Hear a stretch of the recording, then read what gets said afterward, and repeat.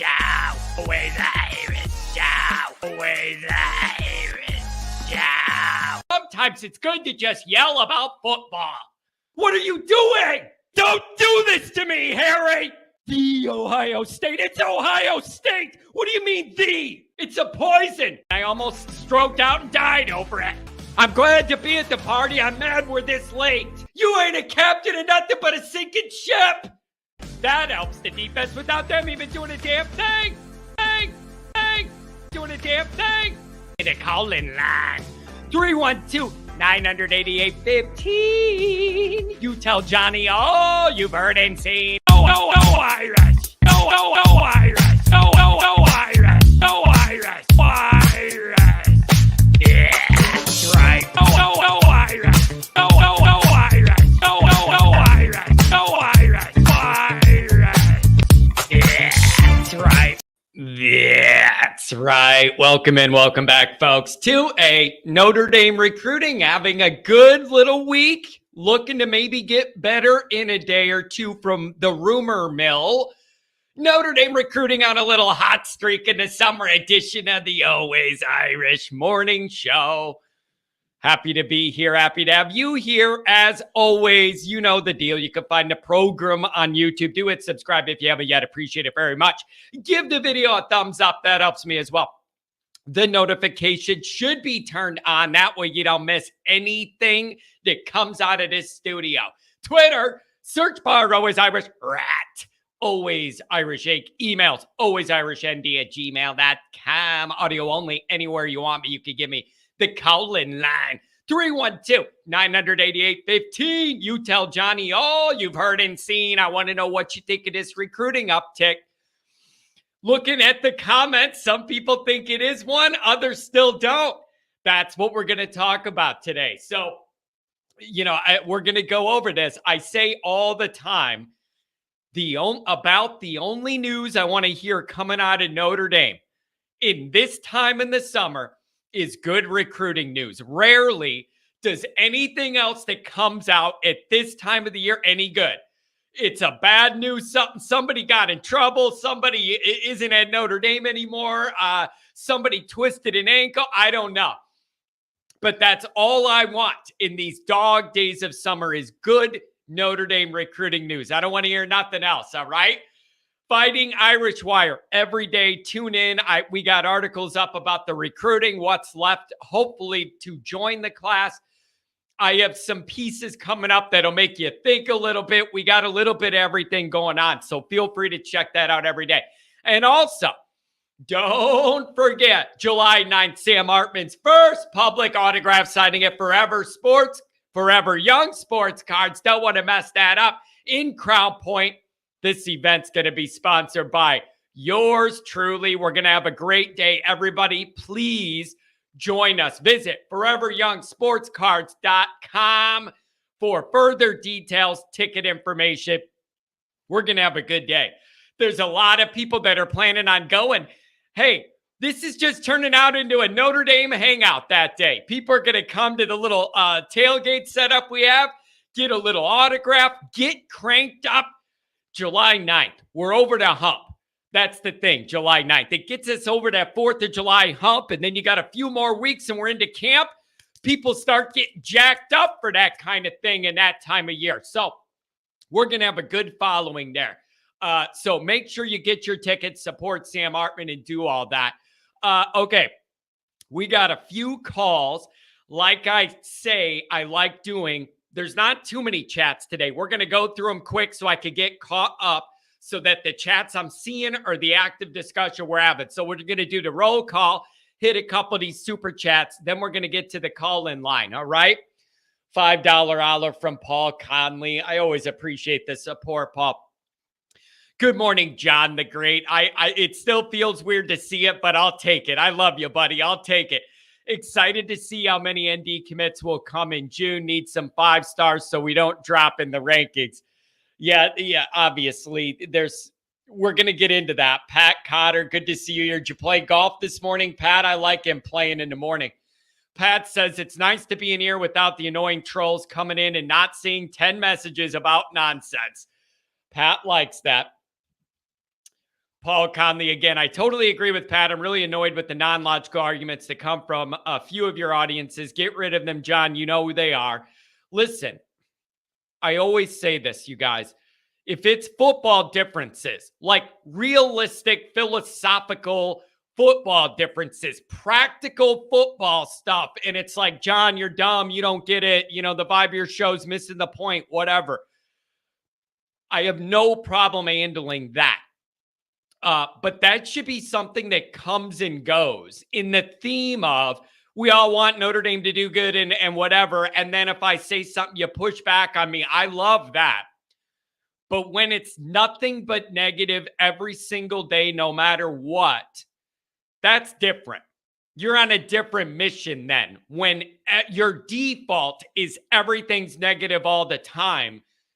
And I don't like bringing down the show with that weight. If it's individual football stuff, that's different. But when it's all negative just to be negative, and that's the point of it, that's not really what we're trying to do here.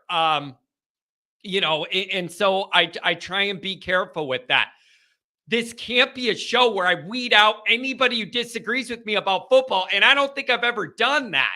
If you just have a football disagreement, it's the other stuff that I don't have the patience for when you're trying to weigh down a whole group of people that just want to talk Notre Dame, maybe have a drink on a Saturday night and relax and kind of a lighthearted thing. And then it's all negative. And with that weight, that just gets tough. It just can't be your mission to just hate everything all the time. That's my job. C. Jones.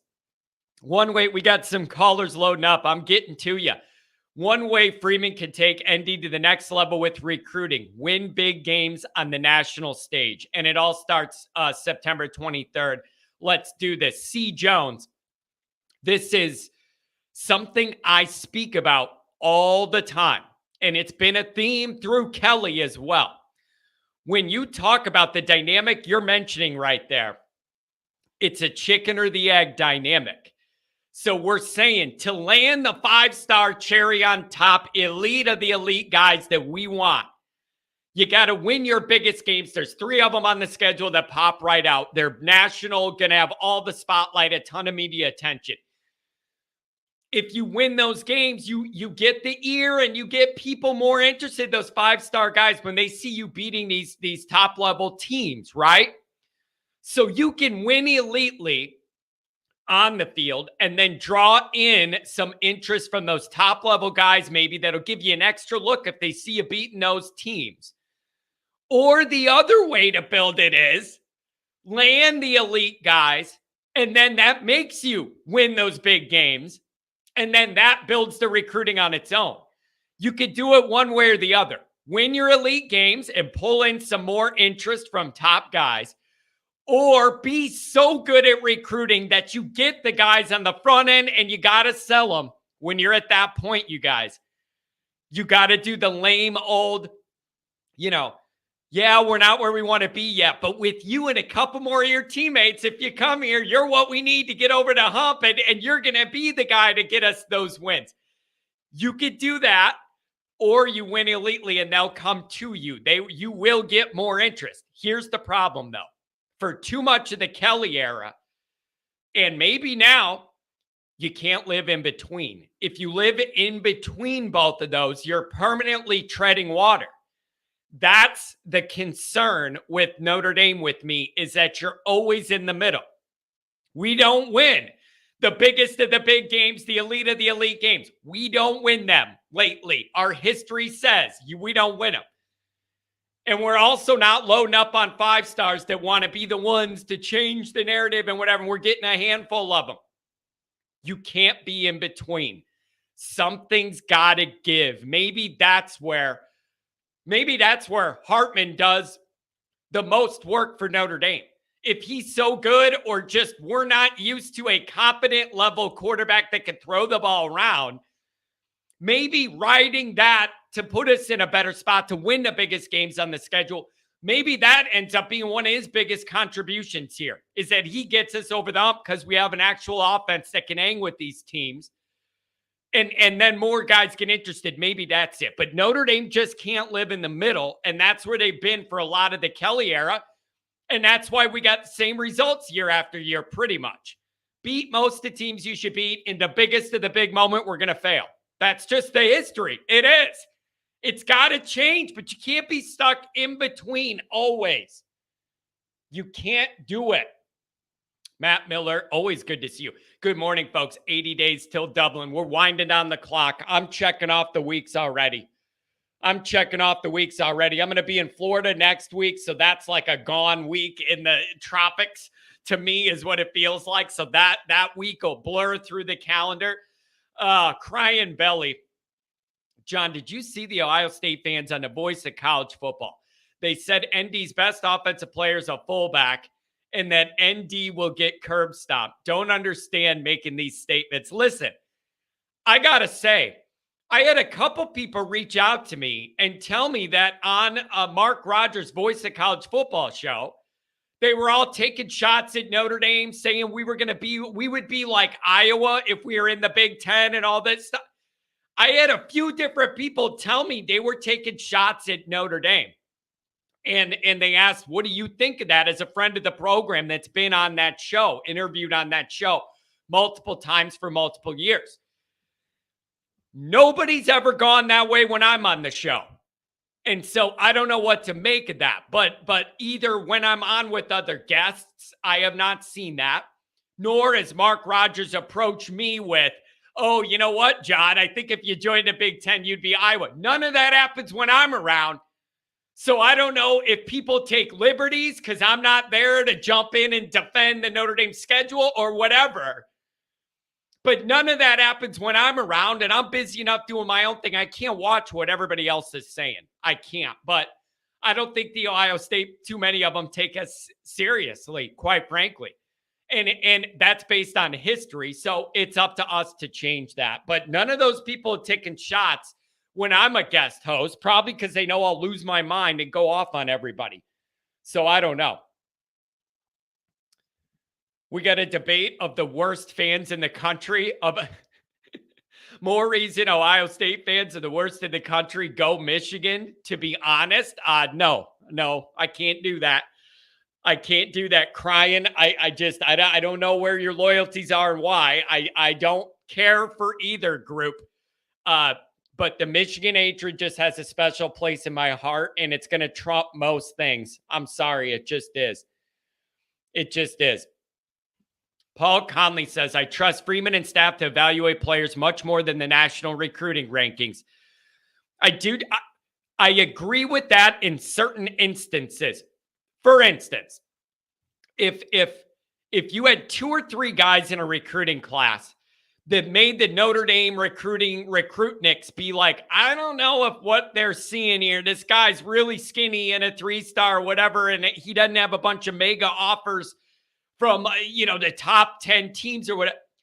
If you have a few of those, I get being like, all right, they see something in this guy's frame. Maybe it's a position where we don't have a dire need right now, so they could afford a developmental guy that's 2 years out, build up his body, figure out a position with that body when they get him at the weight, whatever. If it's a few of those, I think that's okay. When it gets to be more than a handful, then my alarm bell starts going off.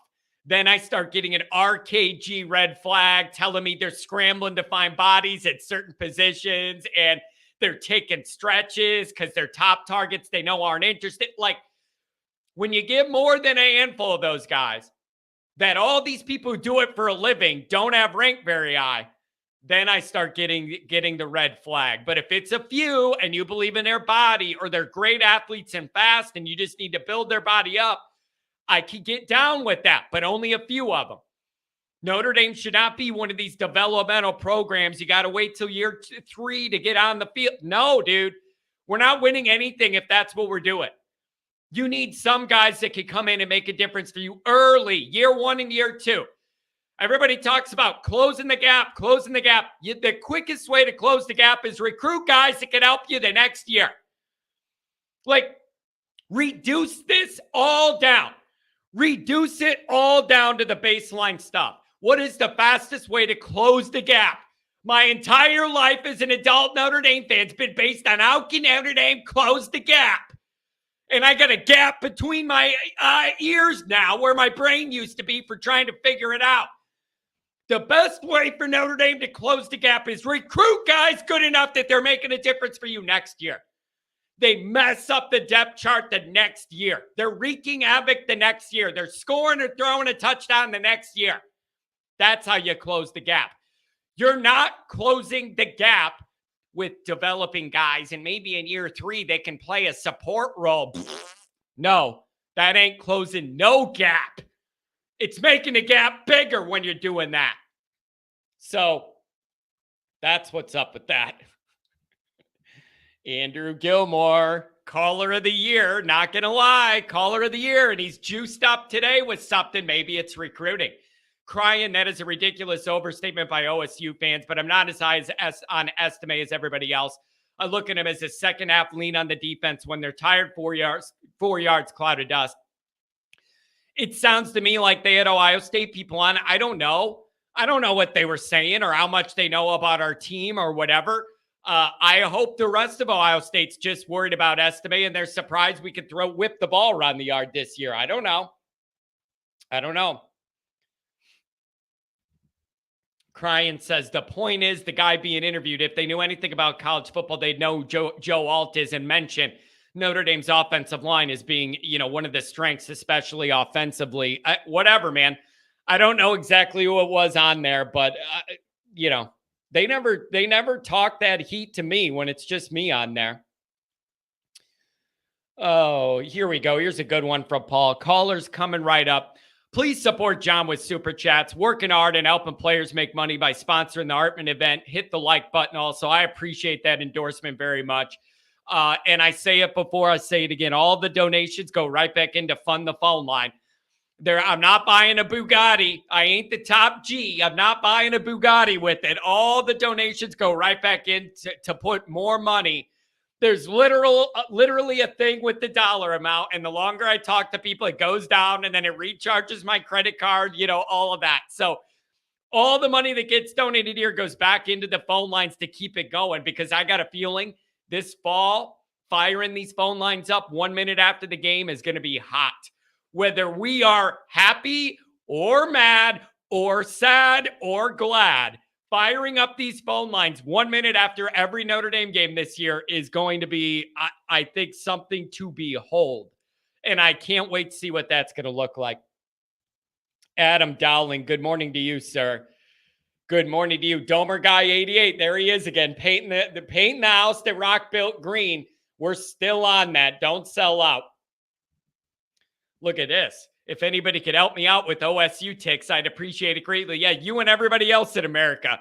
A lot of the people I know, they know that have them already. They know somebody who knows somebody, their family, somebody's on the board, an uncle played there. There's always something. So everybody I know that's hooked up for cheap, they got a good hookup. They know somebody who knows somebody who knew somebody. Oh. Andrew Gilmore on Ohio State. We need to figure out how to beat Knowles' 4-2-5 defense. After a strong first half in a Fiesta Bowl against OK State, the Knowles D has essentially shut us down.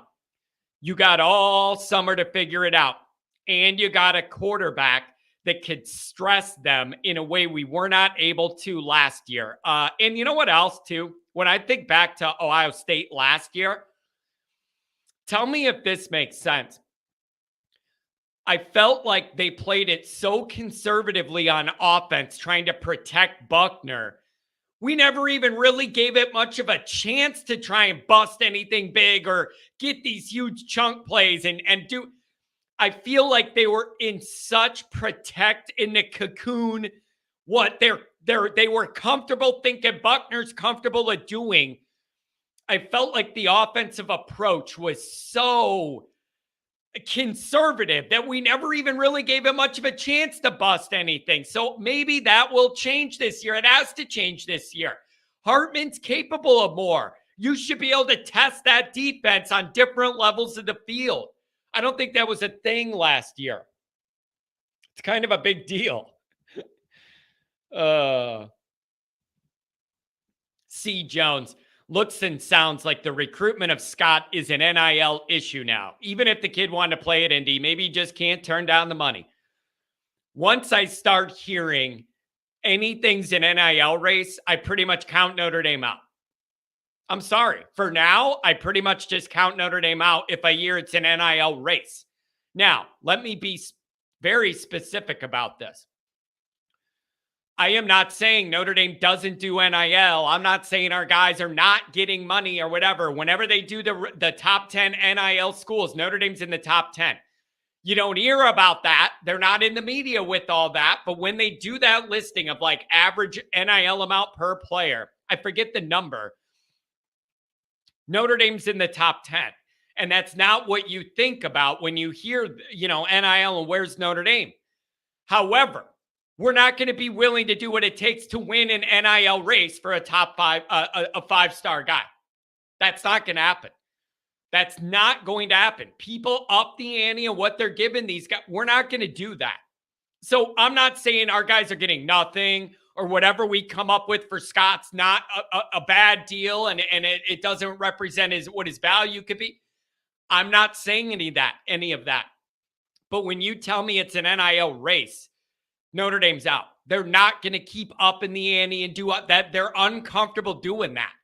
So I don't know for a fact this is the dynamic, but it's been rumored that it is.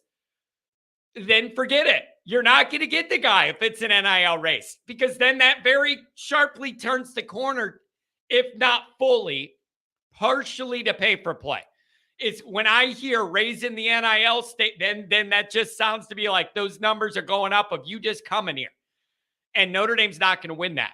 And so that's an issue when it comes to landing these five-star guys. The other thing is Carr and Williams got to stay in this class to knock off some of that scar tissue from last year, what happened with the five-star, the crown jewels of the class. Those guys got to stay, and then I need a couple of them on defense to join, and then they stay. That's what you need to get rid of some of that icky feeling a lot of people, including me, have about. I mean, my attitude towards recruiting is sour. I am negative on it. We got so burned last year. It's sickening from guys that were in the class for months and months and months, right up till the point it actually mattered. And that was a stab straight through my eye socket. Okay. And so I'm sorry, but I ain't counting any of these guys wearing a gold helmet running out of that tunnel till it's on paper. Last year was it, man. It was too jarring, too insulting to have those guys in the fold so long.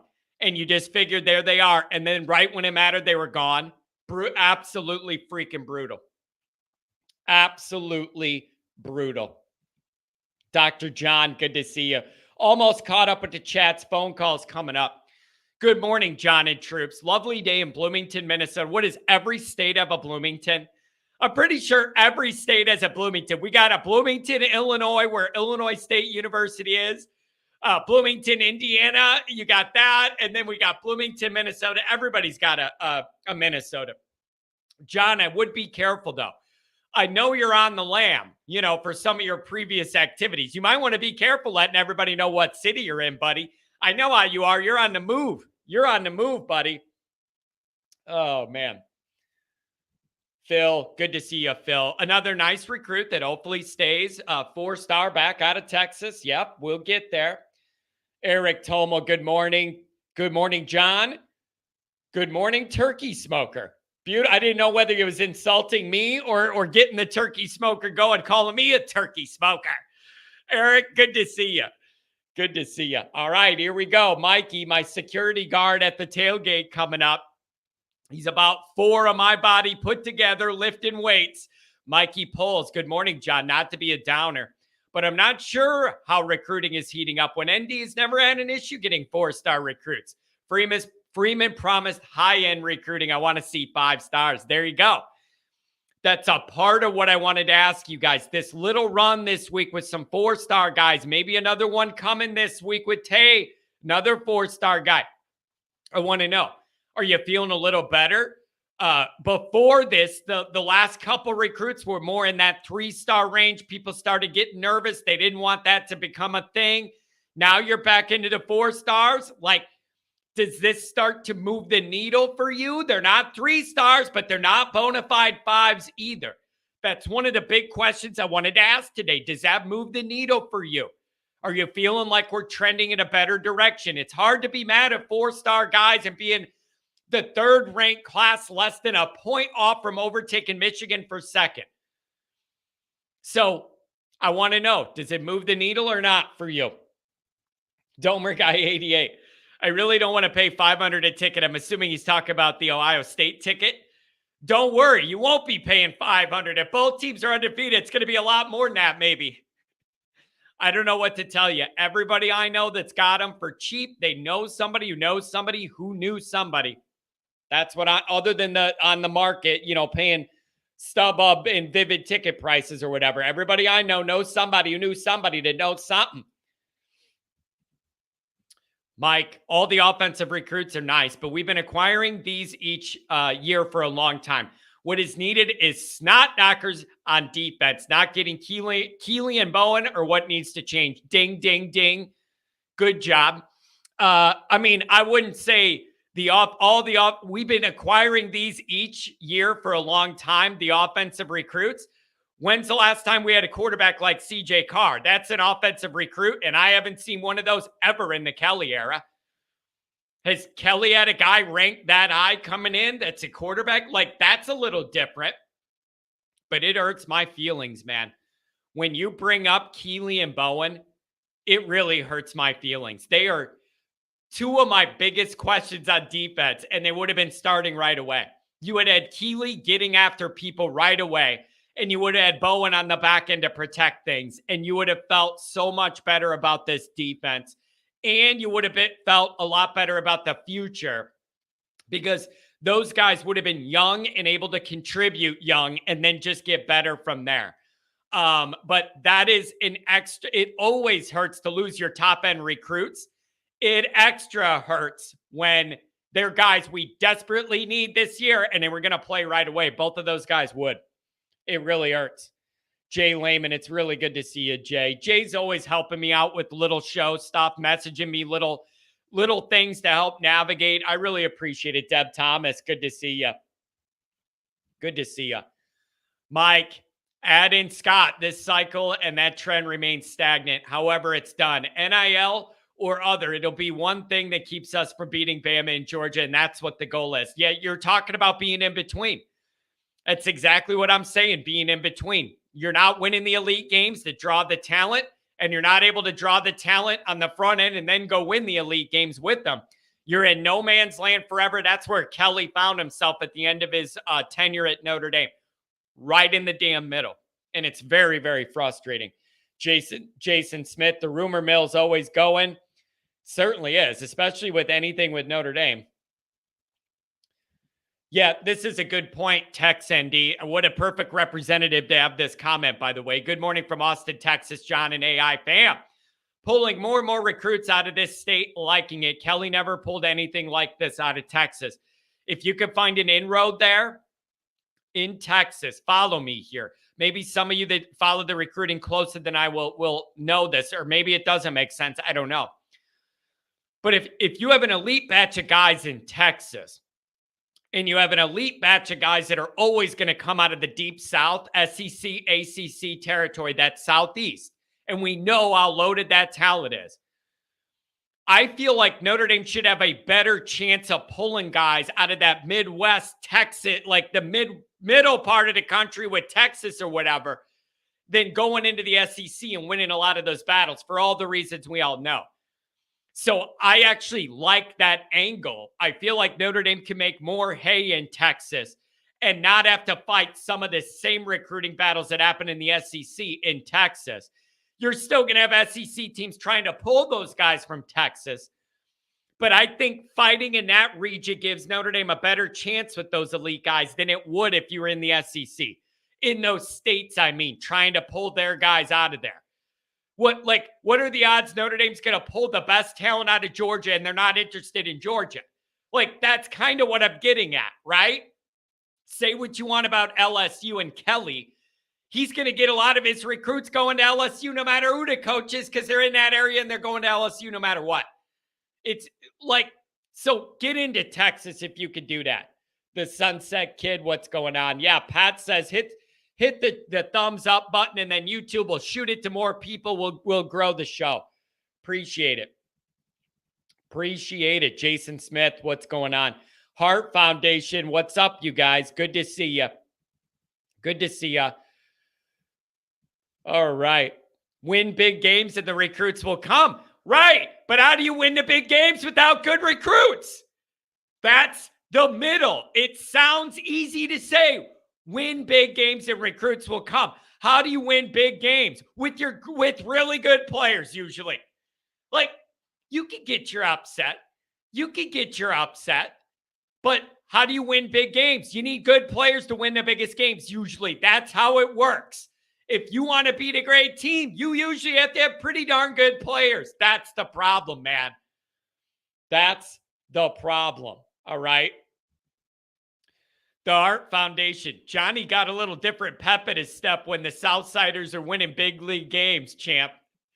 Yeah, it's a big benefit for the White Sox. Their division is absolute garbage, and they are no good at all on an elite level at all. They're nowhere close to where I would expect them to be in their winning window. And they're only like 4 or 5 games out of first place now because the AL Central is a big dumpster. The AL Central is literally a dumpster. If they were in any other division in the AL, it would be so much worse. Oh, man. D-Rock, we're coming to the callers. I'm almost caught up. Good morning, Always Irish. Even when you were putting up your hurricane shutters, yeah, my parents' place in Florida have those. And every time we leave, we have to, it's like a metal thing. We have to pull them down and lock them to make sure nothing blows through the living room. That's something I'm not used to here. Not used to here. The Sox are getting their swagger back. I don't know if they have swagger. I can't buy in. I can't. What do you got, Jason? Winning big games will be the final piece. Coach Marcus Freeman needs to get more of the top board guys and not just in the final group. Yeah, it is frustrating when Notre Dame's listed as a finalist for one of these top guys and then we don't get them. Like, I'm sick of that too. Everybody keeps saying winning the biggest games is the easiest way to get these elite recruits. Nobody wants to answer how hard it is to win the biggest games when you don't have the elite recruits yet. Like, it's really easy to say win your biggest games and the elite guys will come. You need elite guys to win the biggest games or everybody's fired up. You know, Lou Alt's speech saved Jimmy Johnson for me 3 times this year. Freeman delivers one of those and we get 3 Clemson performances like last year. Like, I guess it's realistic. You could do that, but a lot of things have to go right when you don't have an elite roster to beat the elite teams you're playing. So it's just, it's an ultimate chicken and the egg. Ultimate chicken and the egg. The Art Foundation. Freeman definitely has to show his stuff as head coach this year. Not saying he has to win a title this year, but definitely can't go 7-4 either. If he goes 7-4, I'm asking where the hell the other game go? So that's number one problem with 7-4, right? Wait, yeah, 8, 9, 10, 11. Where'd the other game go? Did we drop USC in the ocean? I'm fine with that if they're gone. 8-4 is a disaster. 8-4 is an absolute disaster. 9-3 is a mini disaster. It's 10-2 or better from here on out. All right, that first year leeway, blaming Kelly for the roster like I did, that's all going to start wearing off pretty soon. If it hasn't already with a lot of people. But Freeman got a lot of that grace period last year due to those issues. That every minute we go by, they're going bye-bye. And it becomes his dynamic, his roster, his guys developing these guys. His mentality. Every minute we get further removed from Kelly, that it more pressure goes on Marcus. That's exactly how it should be. 8-4 is a nightmare. And the only way 8-4 isn't a nightmare is literally if Hartman goes down and 4 other starters and you're just totally screwed and there's nothing you could do and everybody needs to acknowledge we're just all of our best players are injured, what are you going to do? And even then we're all going to be miserable. 8-4 is it can't be. And 9-3, man, that's one better than last. People are not going to want 9-3. It's double digits or better, or I have a feeling everybody here on my show is going to be pissed off. It's got to be double digits or better. It has to be. I don't care how tough the schedule is. None of that. Win your games. Win your games. Jason Smith. I've heard that from others. They usually aren't like that when the ND fans are guests on the Mark Rogers show. Nobody's going to do it. Nobody has done it to me. I'm not going to say nobody will, but nobody's ever done that to me. And Mark Rogers always plays it fair with me with Notre Dame when I'm on his show. I can't speak for what else came up when I wasn't there. But I've never had anybody come to me. I was hearing people were saying we're like Iowa. If we joined the Big Ten, we're basically an Iowa program, that kind of thing. I would have loved to be on that panel. I would have loved to be on that panel. Bob Kelly, good morning, John. Do you plan on attending other Notre Dame home games this year other than Central? Recently got tickets for the Pitt game and would love to go to USC, but a bit too much. This all depends on if I can record or not. The hardest part about being at the Ohio State or USC game is they're going to be 2 of my 3 biggest analytic weeks of the year of this show. If I'm at the game, I'm not doing a pregame show. I'm not doing a postgame show. I'm gone the night before in South Bend. I'm losing my biggest weekends of finance and analytics on this channel to be at the games. And that's very hard for me to give up when my mission is building this channel up. That's why I picked Central Michigan, because that isn't going to move the needle on the analytics the week before we play Ohio State. I feel less bad missing all that for that game. We'll see. That's my answer. We'll see. I'm investigating some different outlets where there could be a possibility I could set up and record in campus and have a live stream and still be able to get content out. If I'm able to be in town, then we'll see. So if I can record and be around, then I'm open to that. I'm open to that. Sean Duffy, John, I am your favorite Buckeye fan. I don't think of ND as Iowa. They are more like a Penn State. Strong, but loses more than not against the big boys. I'm going to tell you what, that is a very painful correlation. Penn State's a team to me I feel like is always ranked pretty high early in the year, solid recruiting, whatever. And then I need them to beat Michigan, and they just get ran over and look terrible. And it's like they have that build up, a pretty high ranking. And then right when they play like the 2 to 3 games, I need them to do something to beat somebody. They can't do it. They run into a brick wall and they just can't do it. They remind me of Kelly Notre Dame teams in a lot of ways. Pretty good. Not like make fun of them and they're terrible. Pretty good, but they're not beating the big boys. Not beating the big boys. So I don't know. All right, let's get caught up here.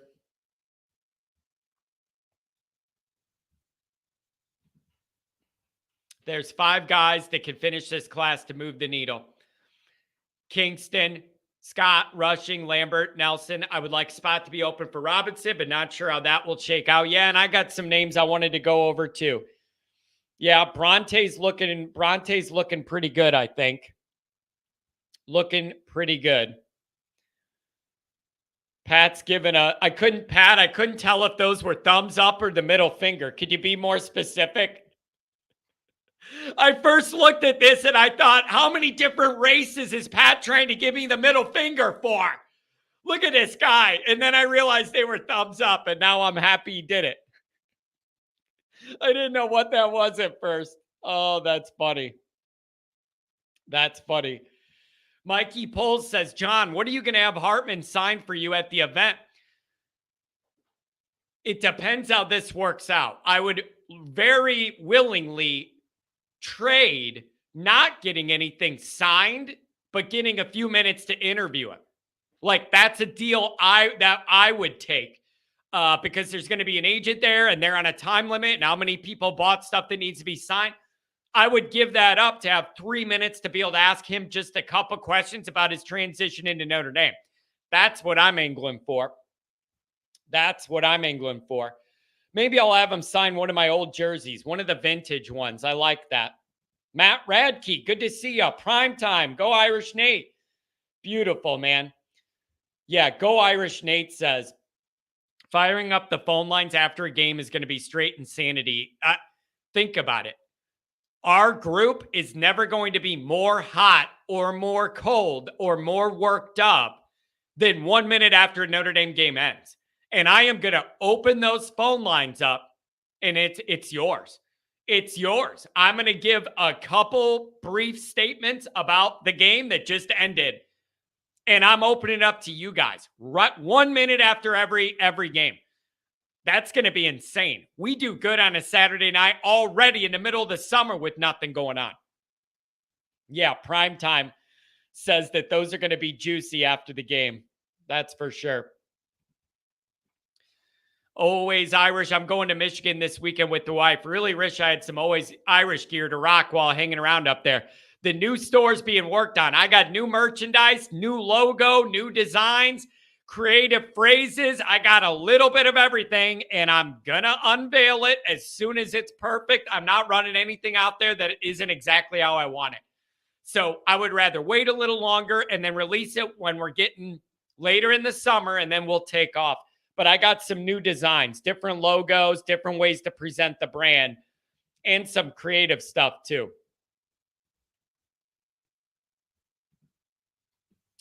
Jay, not true about Scott. Some of y'all need to quit making NIL and excuses with recruits.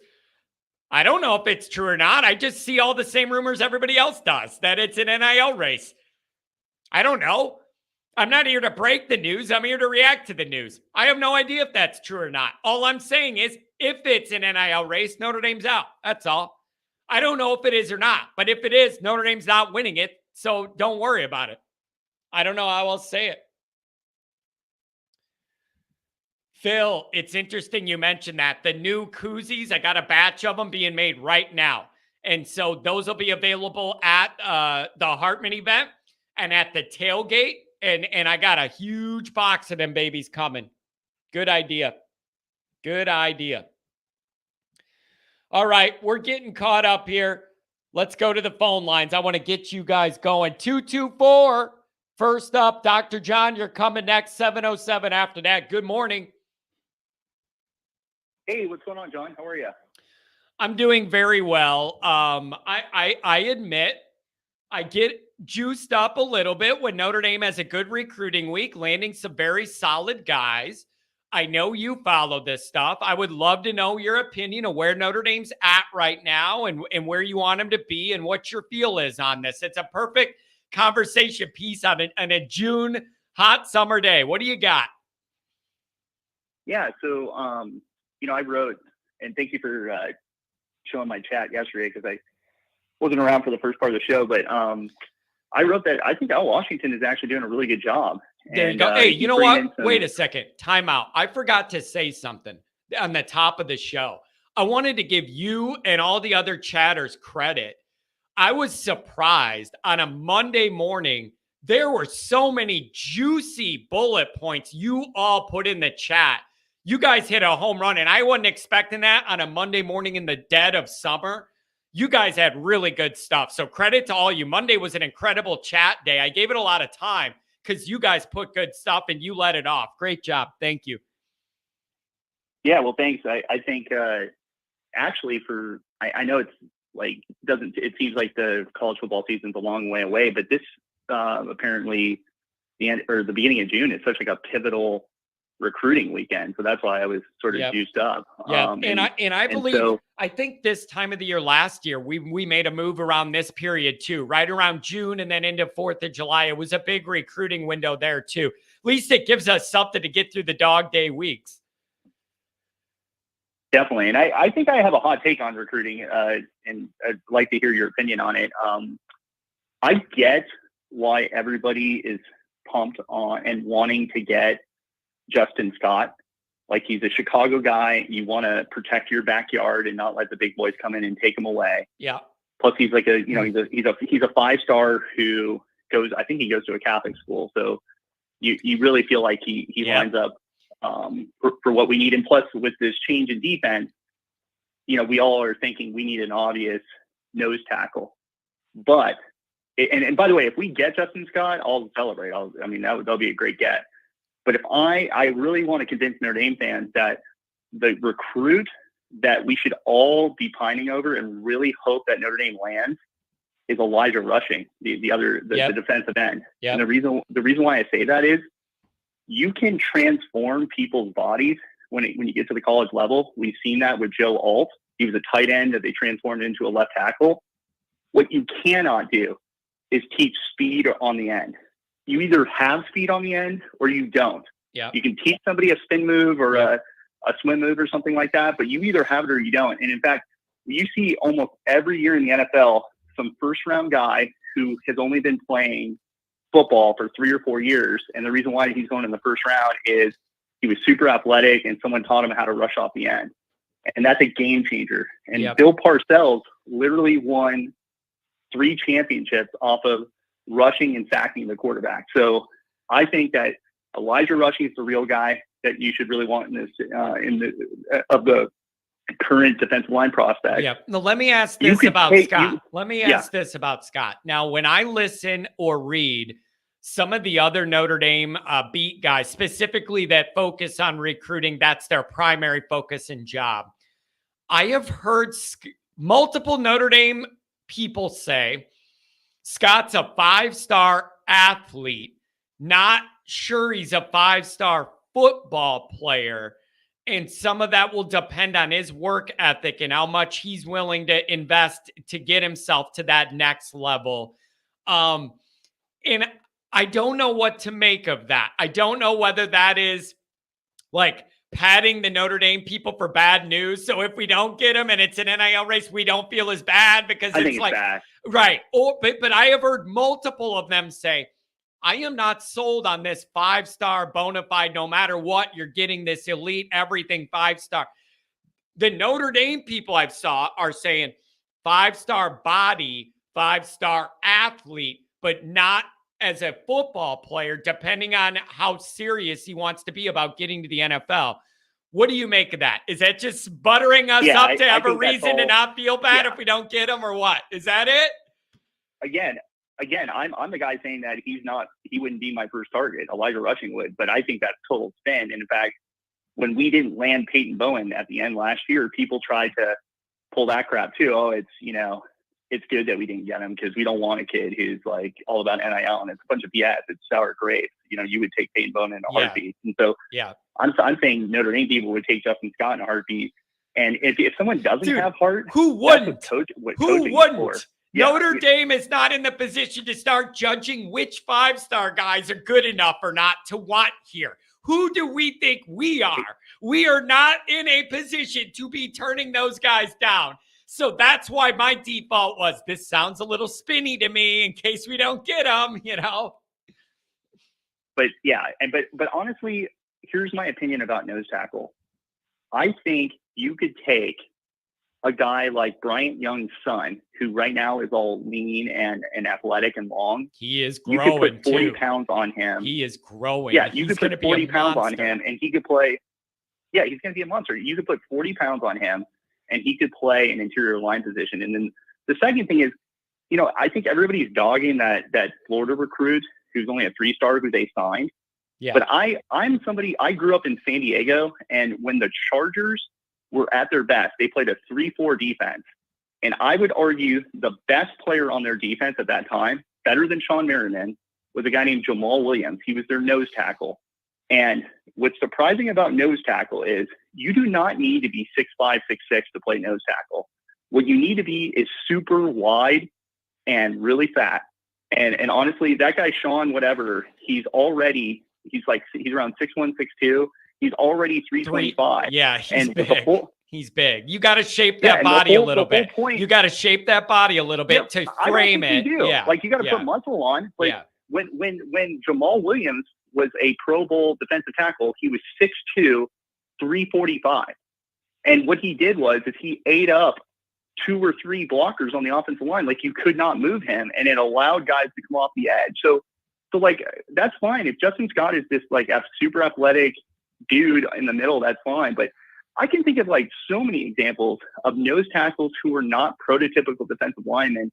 Like, I remember when Cam Newton won the championship for Auburn, they had that, I forget his name, Nick something on the D-line. He was not good in the pros because he was a knucklehead, but he dominated on the defensive line and on the interior side. And it was all just, he was like wide and he was super aggressive. So I don't think you should be pining over a nose tackle. I think you can transform people into nose tackle. Yeah. You cannot teach speed on the edge.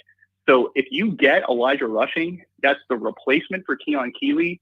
He might be a guy who could immediately be a contributor on the defense. Yeah. And now, when you are getting heat on the quarterback, you will get turnovers. You will get turnovers. Do you have an indication or more information than I have about just where the interest level is between Rushing? Is it neutral, like mutual? We're very interested in him. He likes us, or what? Well, all I have to say about Elijah Rushing is look at his offer sheets and who's interested in him. I believe he's out in Arizona, and so he's strongly considering going to Arizona. There is no way Notre Dame's going to lose that recruiting battle to Arizona. The other 2 teams who I think could beat out Notre Dame for it are, I saw Tennessee, UCLA. You have to kind of factor in only because that coach is selling himself as a guy who will get you into the NFL. That's what sold Dante Moore. And then I think that Ohio State may creep in there and start to fight. But when you look at Justin Scott, what's not good about his recruiting is Georgia has the best defense like in the last 10 years. Plus, they have the best NIL collective. And if they get them down for a game, like we all saw when Notre Dame played at Georgia, how awesome it is in that atmosphere. Then you have Miami, who like has a billionaire who's backing their NIL. Plus, Miami is really cool. And then I think you really got to worry about Michigan and Ohio State on him. So I think that you probably just from the teams that Elijah Rushing has shown interest in, I like the way Notre Dame stacked up against it. And I think he's the better prospect anyway. In fact, 247 thinks he's the better prospect anyway. So that's the guy you should be focusing on to finish off the D-line class.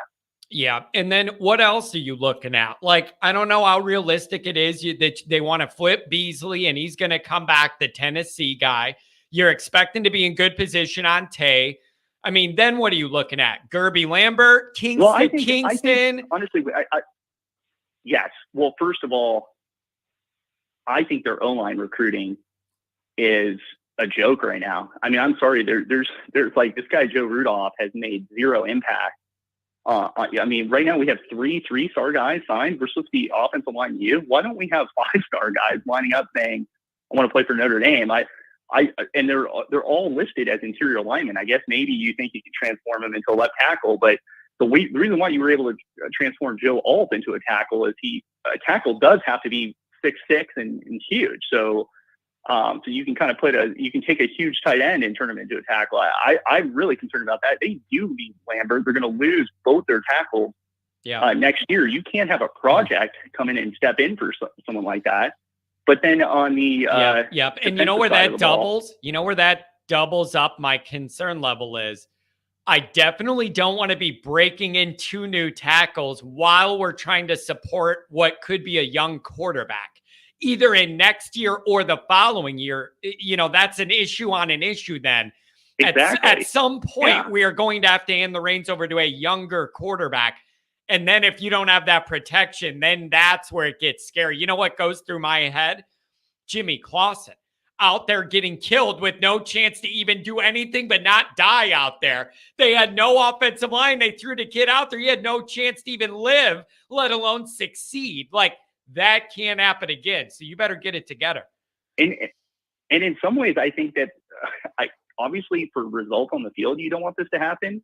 But if you're thinking about the future, you might want a situation where Blake Fisher, it's sort of like a Isaiah Foskey situation where he's not sure if he's a first day or second day draft pick. Like he's right on the line there. And so he stays an extra year.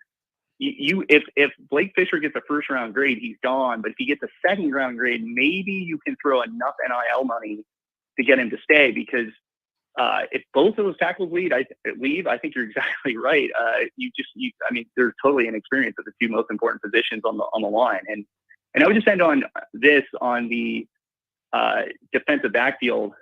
Trust Mike Minkins. That guy knows how to recruit and develop. Yep. Fire that guy O'Leary. What is he doing at safety right now? They're gonna try to sell you on this Tay Johnson, who's supposed to be this great athlete, but he's not.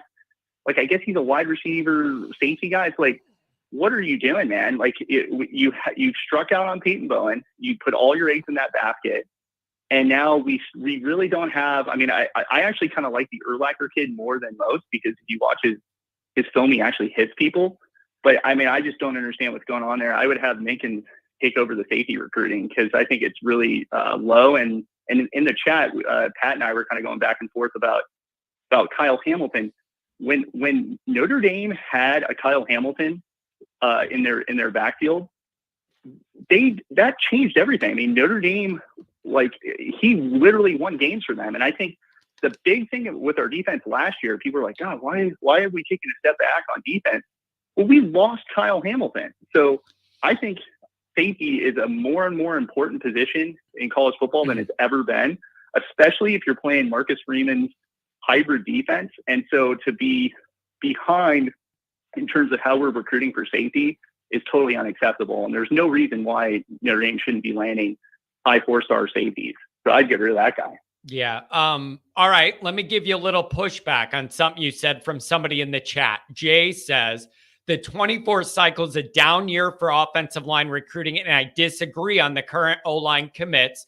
They all have legit upside.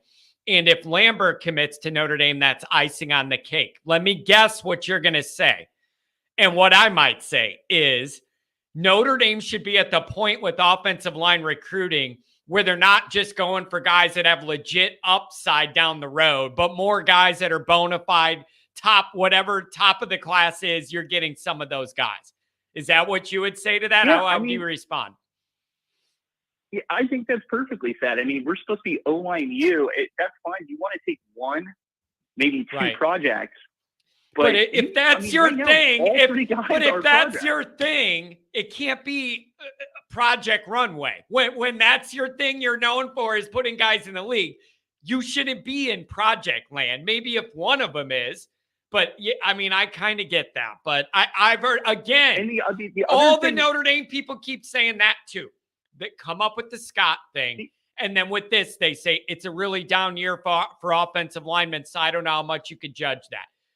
I've heard that a bunch too. Yeah.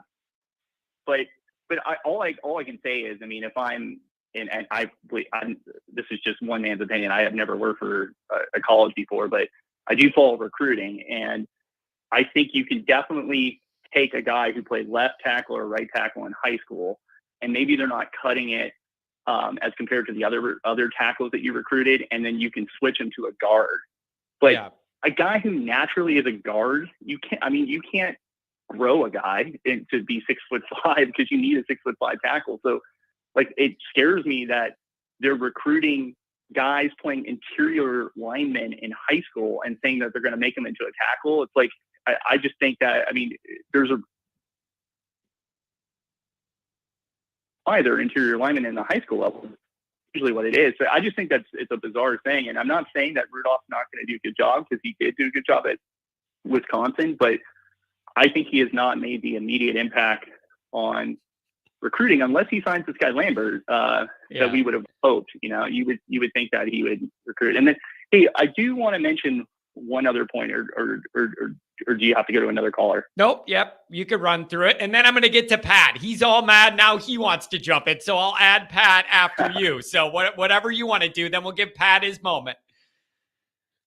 Yeah. Well, all I can say, and maybe this is going off on a real weird tangent, but I think us Notre Dame fans crowing about our schedule, that like, hey, we're playing such a tough schedule, I think is a little ridiculous. We're an independent team. We're not a part of a conference. And so I think it's incumbent on Jack Swarbrick to put together the best and most interesting schedule out there. So, and I really don't give Jack Swarbrick any credit for playing USC or Clemson. Those are two teams that are essentially mandated to be on the schedule anyway, whether Clay Helton's the coach or Pete Carroll. Yeah. And then Clemson is just, we're not going to play Clemson again for another 4 years. So the only thing I give Josh Schwarber credit for is the Ohio State game. And I would also say that you have to take into account, John, that we play 5 ACC games. And if you compare the ACC top to bottom to every single Power 5 conference, I think you would agree that the ACC is the weakest Power 5 conference. Now, we do play their best team, but we also play teams like Wake Forest, Duke. I mean, those are teams that we should smoke. NC State, it's like they have a decent record, but what does that really mean in the ACC? I mean, that's a terrible Power 5 conference. So I would just say I don't give Swerberg any credit. He also scheduled Navy, Central Michigan, and Tennessee State. So it's like, it's hard for me to sit here and say, man, Michigan, who does have a ridiculous non-con, what a bunch of, losers for not playing a tough game when we're scheduling those 3 games in the same year. Like, it's fine, play Central Michigan, but don't also schedule Tennessee State. And I don't understand this loyalty to Navy. Like, we sufficiently paid them back for World War II. I'm not ready to do this yet. I'm not ready to do that show yet. We do it every year where I get into, haven't we paid our thank you back? And I'm sick of getting chopped low. And I don't like the way they play. And Coach Ken's face bothers me. He's gone now.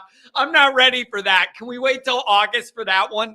Yeah, I would just say that there's been no memorable Navy game except for the Charlie Weiss blowing a 40-year winning streak. So why are we still playing them? I don't know. Paid them back. So, I argue that's it. Yeah. And here's the other thing with Navy. The problem I have with it is take aside the history and the war and everything. There's no benefit to playing Navy because if you beat them, it turns into, well, it's just a service academy. And if you lose or struggle and win, you get made fun of because it's just a service academy. Like, you never really get full credit for doing Navy. It could only hurt you, really. So I don't know. And it's a disservice. It's a disservice to the fan. Like, we always talk about what is the atmosphere at Notre Dame games like lack. Well, I mean, seriously, look at their 6 home games this year. There's 3 good ones. There's Ohio State, USC, and Pittsburgh. I would put as a good one. You got Navy, where they're going to make you pay $5,000 minimum to go fly to Ireland to see that game. Then you got Tennessee State, a 1AA school. And then you've got Central Michigan. It's like, you know what? At least when you're a Michigan season ticket holder, you get 3 dogs, but then you get some rivalry games. Andrew, so I just think that, like, wait a second. Let me ask you this. I'm going to try something. Do you have a minute? I'm going to see if I could have you on and add Pat on and have you guys on at the same time, both on the call-in. Do you have a minute? I'll bring it up. And if he wants to. Yeah, I do. All right. Let me see if I could do it. I don't know whether I've never tried that before, but let's see if I could get both of you on at the same time. If he wants to go at you with anything, if we could do that, let's see. Pat, are you on? Yeah. Yeah, I'm here. Andrew, are you on? Yeah. Beautiful. All right. Pat, what is your problem, Pat? Go ahead. I'm going to let you guys go. Go ahead. We're going to start with the offensive line. Notre Dame last year signed its best offensive line class that I could remember. So the cupboard is not bare. This is the deepest offensive line Notre Dame has had probably since Brian Kelly was in year 3 or year 4. Okay. This offensive line is insane. Joe Alt was a 3-star player. The best left tackle in the country was a 3-star player. What? He was a tight end. He was not a tight end. He was a 6'7", 220-pound offensive lineman. Yeah. I don't care what he was in high school. He was recruited as a tackle. He wasn't a tight end. He was recruited to play tackle at Notre Dame. How many 6'2" guards have been converted into left tackles? How many 6'2" guards is Notre Dame recruiting right now? None. The guys are 6'4", 6'5", and 6'6". I don't know about that. And these guys are committed not from. These guys are Harry Heastand players. These guys are not the new offensive line coaches. What are you talking about, Andrew? You just start to do shit that doesn't make any sense. Peter Jones, 6'5", 290. Anthony Knapp, 6'4", 270. Styles Prescott, 6'6", 265. These guys are not small. Peter Jones is a 4-star on Ryan. We'll see. These guys are not small. These guys are big. They got the size. They're as far as their ratings are concerned, they're comparable to the guys we signed last year. For some reason, their stars lower. I don't know why, but I think you're just conflating something to make an issue out of something that's not an issue. What are they listed at? Interior. Oh, sorry. They just listed him as O-line. What does it matter? Harry Heastand's philosophy when he recruited players had nothing to do with the position that they played at. Well, his philosophy when he recruited. Hold on, Andrew. Can you give me a chance to reply? No, I won't. Andrew, when he recruited players, his philosophy was not about what position they played. His philosophy was about how big they were. And then he would put the 5 best guys on the field. So he would teach a kid to snap. He would teach a kid to play guard. He would teach a kid to tackle. He didn't care about what they played in high school. He cared about their size and their length. That's what he was worried about. And that's what he brought into Notre Dame. And these 3 kids that are on the class right now are Harry Heastand kids. Offensive line, more than any other position, requires that relationship with that coach. Coaches have to spend a lot of time. So they say this new guy who's coming in hasn't done it. He just got here. He's building relationships with these kids. Go ahead. Okay. So, but I think you're already hedging your argument. You're saying that this is Harry Heastand's class, even though Harry Heastand was gone, I think in February, right? So this Prescott kid was the first kid to commit to the class.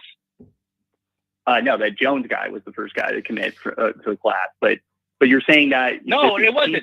So basically, you're saying that if this class works out, you'll give the credit to Rudolph. But if it's a dud, then it's on Harry Heastand, and I don't agree with that. I'm not going to give credit to anybody or discredit anybody. There's a transition here, but at the same time, I'm sorry. I think that you can't be upset. You can't be upset about star ratings on at other positions, and then say offensive line is different because Harry Heastand is some genius. Because Harry Heastand's not here anymore. He's not coaching him up. It's Joe Rudolph. John and I would have expected. More. Yeah. John will know more. John will say it better than anybody. I was never a Harry Heastand guy. I have never liked Harry Heastand. But people love Harry Heastand for some reason. I thought his offensive schemes were bad. But these kids we don't know what these kids are capable of. They're offensive linemen. You just don't know what you're getting with offensive linemen. You don't know who they're playing against. You're not going to know who they get here. Joe Alt, fine. You want to say Joe Alt played tight end in high school. I don't give a shit. He's 6'7", 220 pounds when he graduated. But you know what? Joe Alt is the best tackle in the country. He was a 3-star. You don't know what you're getting. Hold on. Let's shift to the defense now, because you're sitting there saying that the safety was made all the difference in the world. Kyle Hamilton was a rare talent. Kyle Hamilton was a player that Notre Dame doesn't normally see in college football. All right. A player in college football, he could have started on any team in college football.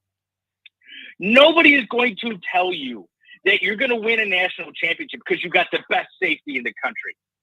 Every coach, it doesn't matter what level, high school, college, NFL, you need to be able to stop the run and rush the passer. You know what makes cornerbacks and safeties look good? When they can't throw the football because they got some guy all over them because he's just balls out running the quarterback. Why do you think teams will sacrifice their entire draft lottery to get the best defensive end out there or the best defensive tackle? Because the defensive line wins championships. You got to stop the run and you got to rush the quarterback. Everything else are pieces you could put in place. If you can give me a defensive end that can rush the quarterback and a defensive lineman who can stop the run, I'll take a Kyle Hamilton at that point. But what good does it do to have the best safety back in the country when the best defensive end you have is a top second-round pick? Come on. You're not. Well, you think Nick Saban's Nick Saban's upset? Yeah, thank you for bringing up the fact that his safeties are not good. No, he's getting T.R. at Alabama because that's what it takes to win.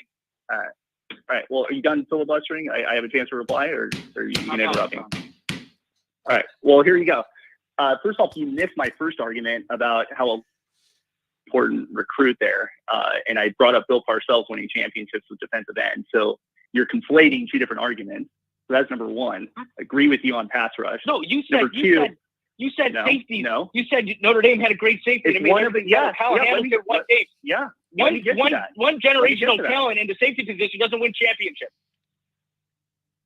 If you know anything about Marcus Freeman's defense, the 3-3-5, it's hybrid players, and it's specifically at linebackers and at safeties. And that's. Do you know anything about that defense? You know what? Well, so Brian Van Gordon, not Brian Van Gordon, Bob Diaco ran. John, are you going to just let him filibuster the whole time, or do I get a chance to? So Brian Van Gordon ran a 3.34. You know what was great about that 3.34? It was. Why do you keep bringing up Brian Van Gordon? He got fired. Bob Diaco. Bob Diaco ran a 3.34, and what was great about that defense was it was Louis Nix and Stephon Tuitt. That's what made that defense. And then you had a linebacker named Manti Who's Te'o. arguing? All right.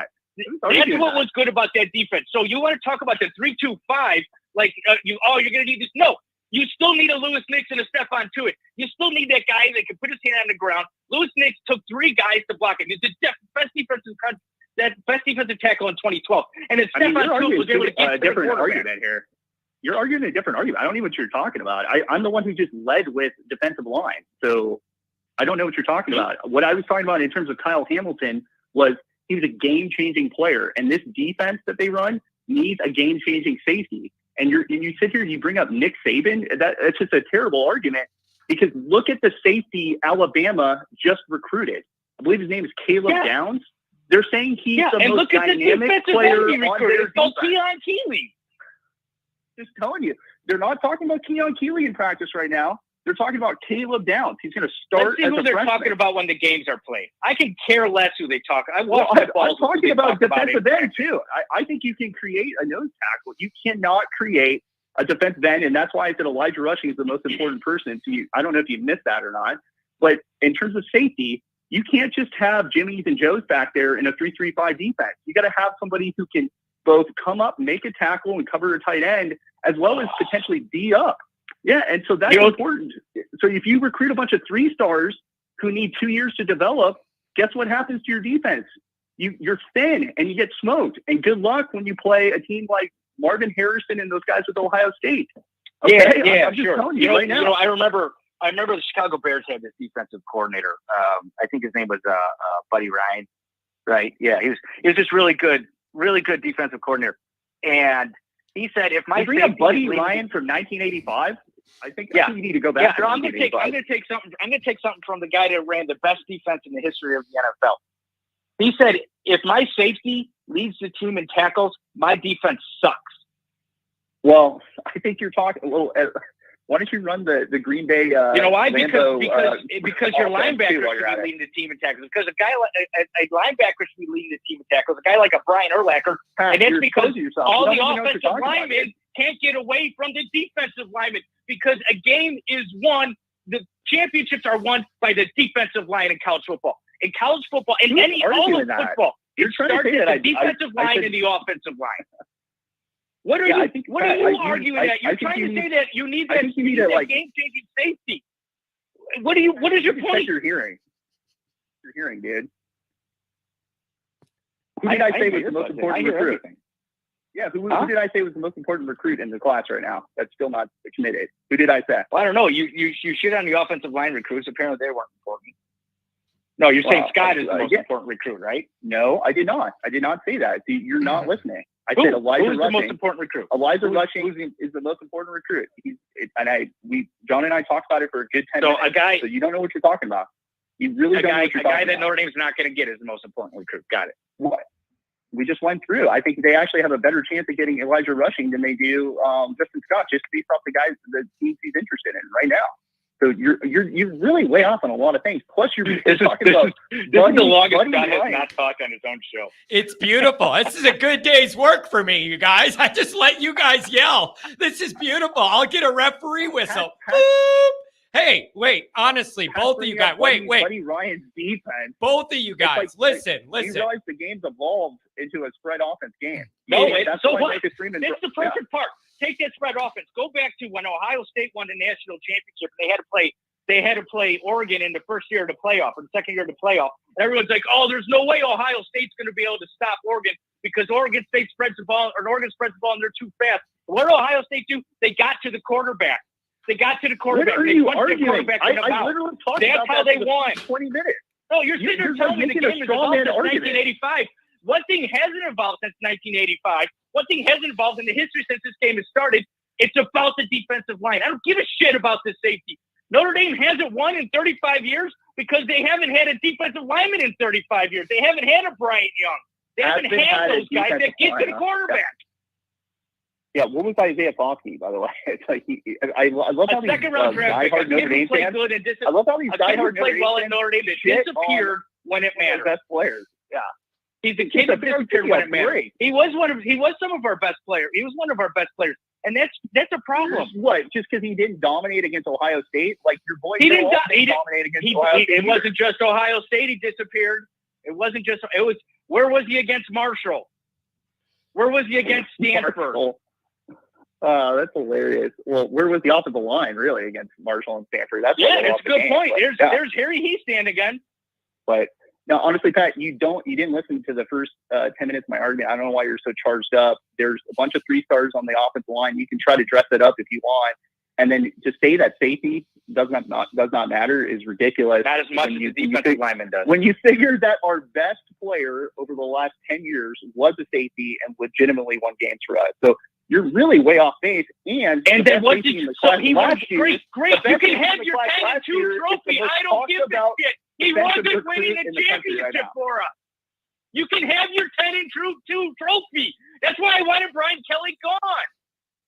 I don't care about 10-2. I want 12-0. I want 14-0. I want a championship, and you're not doing that because your best player's at safety. You need defensive linemen, and nobody has gotten defensive linemen at Notre Dame. Arguing against that, I don't even know what you're talking about. I literally talked about how defensive end was the most important position for Notre Dame. So you're creating a straw man argument. Well, you're trying to make the point that Hamilton was the best player. And I've been telling you, if Hamilton is your best player, that's why you don't win. That's why you don't win. When Hamilton is your best player, that's your problem. I'm saying that the O'Leary recruiting, he's bringing in a bunch of 3-star guys at safety. And if you run a 3-3-5 where you need these awesome hybrid players, that ain't going to cut it. You're just like creating some other argument in your mind. I know what you're talking about, dude. O'Leary's recruiting, I don't care. I care about Al Washington. Well, you should care. You should care because I care about Al Washington's recruiting. I care. Let me put it this way. I care about Marcus Freeman's recruiting, and he is not recruiting the players he has promised to recruit. I'm giving him a pass because of NIL and how last year went. But at some point, he's going to have to get a Scott. He's going to have to get a Keeley. He's got to get the defensive linemen in here. He's got to get the linebackers in here where the football game is actually won. You could literally put a Benjamin Harrison, a 3-star player, out in the secondary if the quarterback can't throw the football.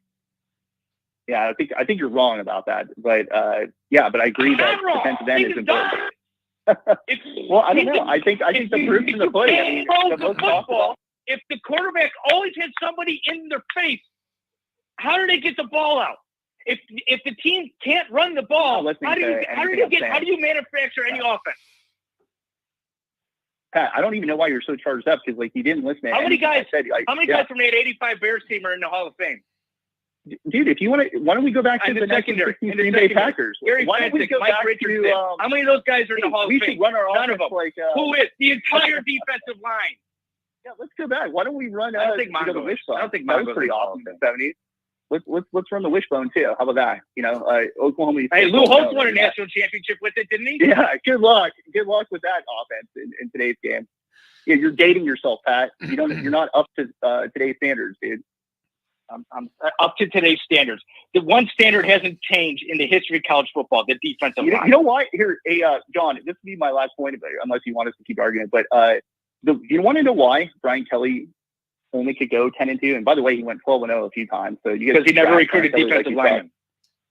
No, that's not the reason. Team speed. That's what kills. You look back at the Lou Holtz era.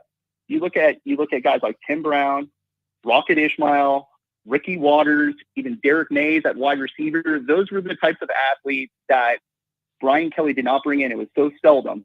You had Will Fuller, and then you just had a bunch of dudes on offense and on defense. I mean, you're trying to talk about how defensive backfield doesn't matter. They recruited a bunch of 3-stars, and they would get exposed when they played teams like Clemson going deep on them. Remember how many times Clemson went deep on them, caught huge touchdowns? It was a laughing stock. And then also, do you remember the 2020 game against Alabama? We couldn't cover the Grim. The Slim Reaper.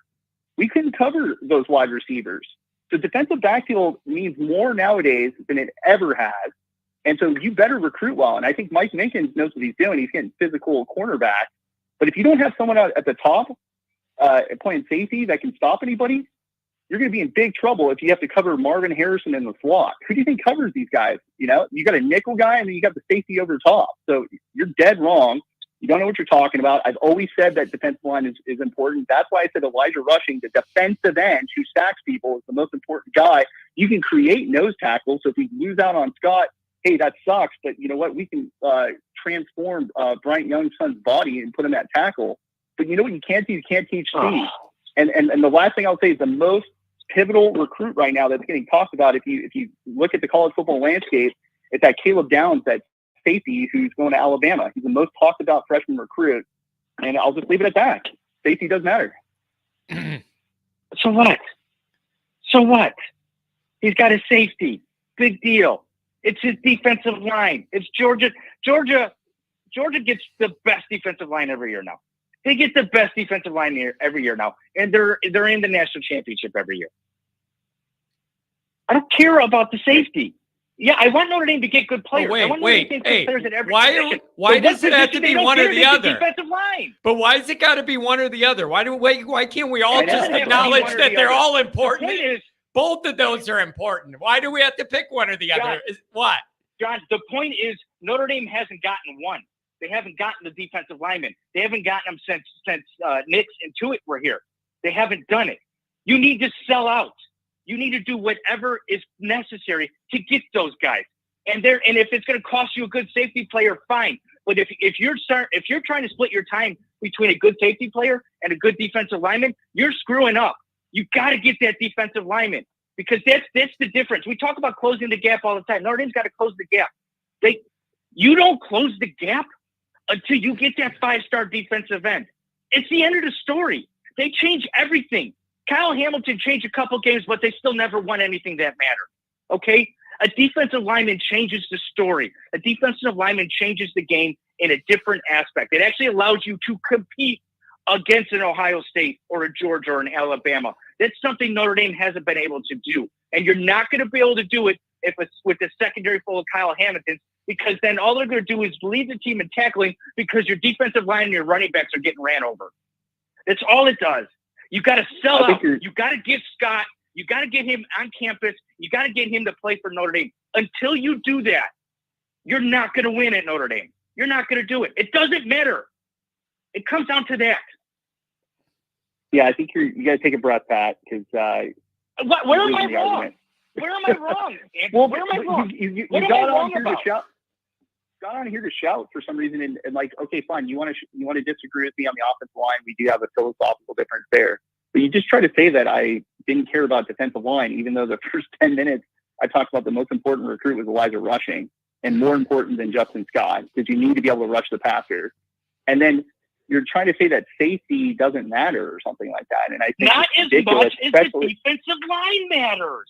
And it's ridiculous when you consider that Marcus Freeman runs a defense where you have to have a good safety. So I think you're out of your element. Marcus Freeman. You're bringing up Buddy Ryan and the 86 Bears when that has no relevance, because if you ran the 86 Bears defense now, you would get run off the field. So you know why? I think you just got to take a step back. Yeah. Do you know why the 85 Bears defense was called the 46? Do you know why? No, I'm not. It was named after Doug Plank, a safety. It was named after a safety, because in that defense, that safety position mattered. But you know what that safety position mattered for? So you're blitzing the quarterback. Yeah. Blitzing the quarterback. That's why it was called the 46. It was named after Doug Plank. That was his number. But it was Hampton. It was Dent. It was McMahon. Or what the hell is his name? What was Mongo. McMichael. It was Mongo. It was those guys rushing the quarterback. Notre Dame can't do that. They're not going to. Hey, you know why Mike Ditka? You know why Mike Ditka failed when he went to New Orleans Saints? Because he traded everything for a running back. Definitely that, and he didn't evolve. He had a 1980s mindset in the 1990s. Or he sold out his entire draft stock for same 3 seasons. Same thing. You know what? Smoked weed. Hey, do you know why Jimbo Fisher is failing at Texas A&M? How's that possible when he won a national championship at Florida State? He didn't evolve. He's still running his 2015 offense. So you got to evolve. You know why Lou Holtz? Really, I mean, if you really think about it, why Lou Holtz started to fall off in the 90s, I mean, they weren't as good as the late 80s. He was not evolving with the game. So you got to evolve. You got to constantly evolve. Yeah. Okay. All right. You want to know why Lou Holtz fell off in the 90s? Because Notre Dame stopped allowing him to do Prop 48 because of the Kim Dunbar situation. It had nothing to do with evolving. Well, you want to say Lou Holtz didn't evolve? If you know anything about and then he goes and he gets watch his offense at South Carolina. Lou Holtz runs a wishbone offense. Carolina. All right. Lou Holtz runs a wishbone offense, and then he recruits Rick Meyer and Ron Powell and Steve. And well, he had Steve Berline was already there, but he recruits guys that are passing quarterbacks. So don't tell me. And then he's got Ron Powell throwing the ball to Derek Mays. All right. That was Lou Holtz evolved. His team constantly evolved. Go watch his offense in South Carolina. Yeah, it was the offense he was running at the end of his time at Notre Dame. He trailed off not because he kept running the wishbone, because he didn't. He didn't keep running the wishbone. He turned to passing quarterback. He didn't evolve because Notre Dame dropped Prop 48. You know who did evolve? Because Monk Malloy wasn't happy about the Kim Dunbar situation, so we stopped letting him get the Tony Rices and the Chris Sorges into the school, and then Notre Dame dropped off because the talent level dropped off. Well, that's true. If you had any sort of institutional knowledge about Notre Dame and college football in general, you might understand this stuff. College football in general. You're the one talking about the '86 Bears, dude. The greatest example of the best defense in the history of football. Not the best defense. The 2000 Ravens was the best defense. So there you go. All right. Yeah. Are we ready for our final position point here? This has been amazing. I would love to schedule something in a bigger forum where you each have time to go to figure out things you disagree with and argue your positions. I'll even give you both the screen. Andrew, if you wanted to jump on. The debate was supposed to be between me and you, John. But I would do it for this because but Andrew has a good history of juicing up the chat and everything with his calls. If you guys wanted to do that in a larger forum, I'm always open for it. But I'm going to give each you your closing thoughts so I could get a couple more callers, and each of you go with your final thought. I don't care who goes first. Go for it, Pat. Yeah, I'll let you go. No, go ahead, Andrew. Please be my guest. Look at this. But none of them wants to go first because they want to be able to close on the other one. I know how you guys are. Right, You're master debaters, and I mean that in a lot of ways. Go ahead. That was. I'll just say that agree to disagree on the offensive line. I like 5 stars. You're cool with 3 stars. That's fine. You didn't listen to any of my arguments on the defensive line, and I fundamentally disagree with you on safety, especially in Marcus Freeman's defensive scheme. With that said, I do like the way Marcus Freeman is recruiting this cycle. You have to, like, everybody forgets because Carr committed so early and Cam Williams committed so early that those could be transformational players. Going forward, I want to see Elijah Rushing commit. I think he's the most important commit over even Justin Scott. And then if we recruit anything more on the offensive side of the ball, it's got to be about speed, because it's if you remember all the big games that we've lost over the years, whether it's Ohio State in the Fiesta Bowl with Brady Quinn's sister, or it's Alabama and Clemson in the playoff game. The biggest, most glaring thing, even more than quarterback, was team speed. We had Alabama guys jumping over Notre Dame defensive players.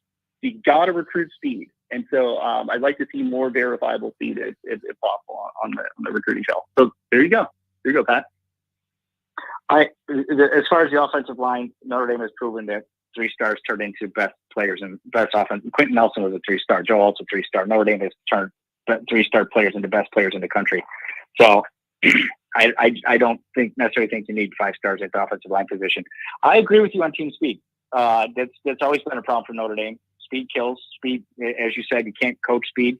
So and that is something that Freeman has brought into the school last year, and it's something he's clearly targeting this year. So I think the speed level is going to be better. So I think we agree on that point. And then at the end of the day, my overall point is bringing in that best safety in the country isn't going to make a difference if you don't have the best defensive tackle in the country. And Notre Dame is not selling out right now, as they should, to get that best defensive tackle. Or at least I don't see it.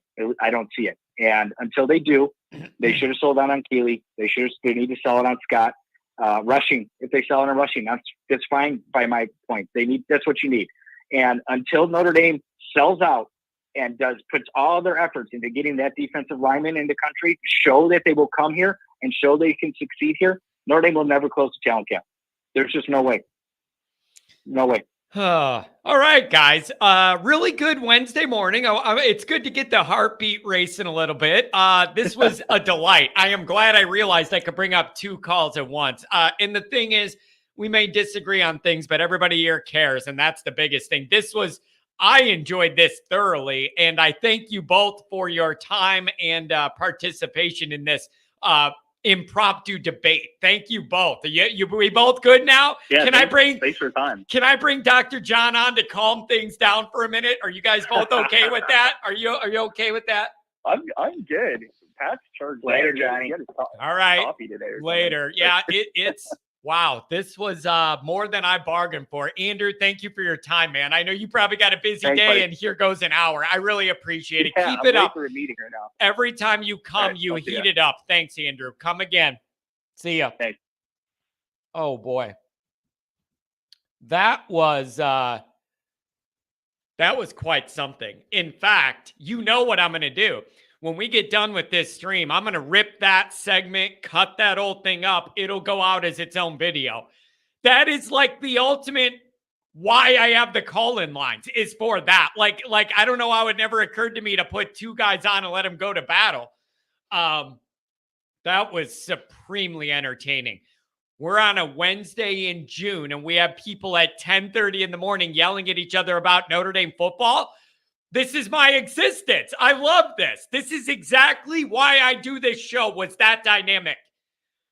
That is some of what I was picturing in my mind before the radio show was a thing. Like, what could you do with it? This is getting juicy. I like this a lot. All right, let's tone it down for a minute. Dr. John, calm everything down, please. Don't you start yelling now, too. That was an experiment. That was fun. I had fun with that. That was. My only problem that I had with it was when was it Andrew? Is that who it was? Yeah. Okay. When he started attacking Pat a little bit on a personal level, when he said he didn't know what he was talking about, but. Those were my favorite parts. Those were my favorite part. No, I'm just kidding. But you know, because you like to see Pat get it. Exactly. Because and I know that all that's going to do is light the fuse, and then Pat's going to go out. Right when I heard one of those, I knew Pat was going to ramp into something. But John, big picture. This excites me. Like, this is the vision of this show. Like, getting that intense debate, having different opinions, all with the same mission. We all love Notre Dame. I love that. I love that dynamic. Beautiful. Well, I tell you what, it was fun. And before you put Pat on, I was going to say, you have so many people that call into this show that really study this stuff, and of course they form their own opinions, but they look at so much, and all I can offer you is comic relief.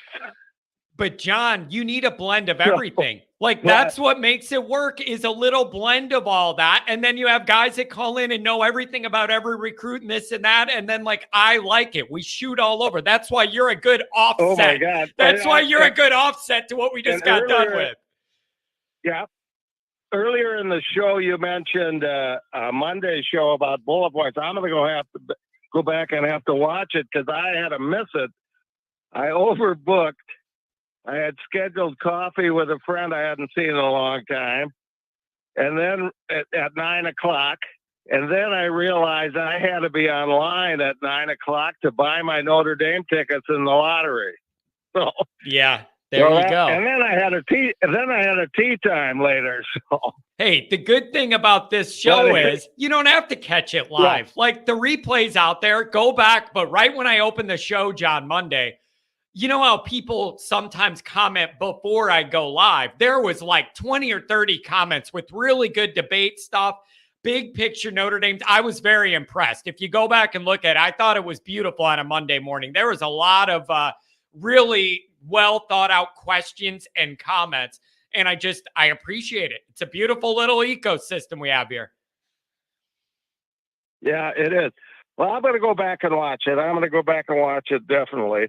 Yeah, the one thing that I that I have to offer at all is I've been thinking about Hartman, and it would be interesting when you have your little thing down at Crown Point, if you get a feel a little bit for how is he going to handle this different level of pressure.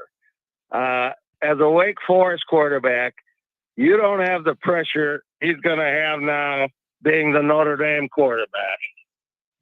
Yep. That's And just a different level. So it'll be interesting to see how he can handle that. Don't you hope that is where some of him being a sixth-year guy will help?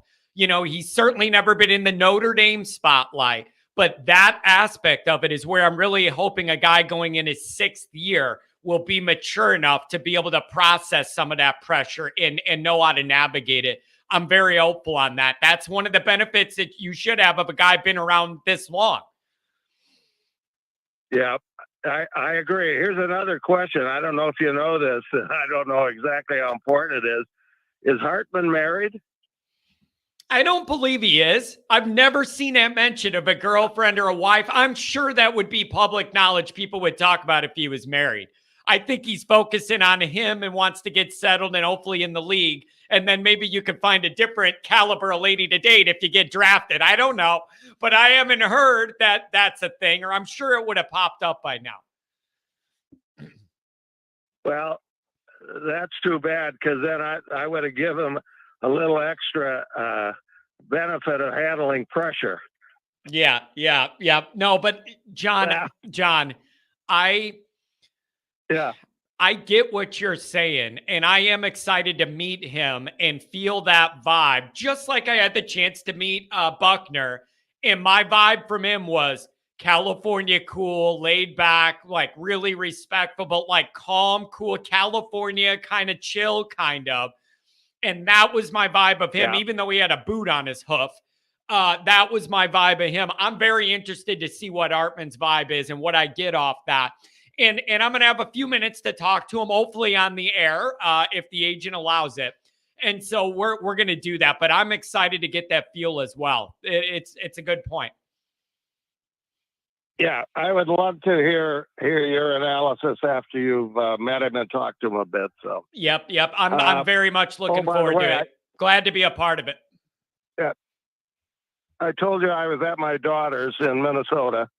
She asked this morning, what the heck does he have to talk about in the off season?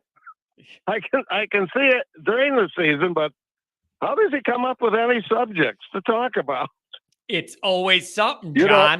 It's always something. Yeah, There's never a dull moment in Notre Dame land year round. If you're paying attention, there's a bullet point to talk about. Like, now I'm not saying in the dog days of summer, some weeks it's harder than others, but I always got an angle. And I have a big whiteboard in the basement here with all these different ideas, and I change them and what could come up. There's always something, the way my messed up Notre Dame mind works.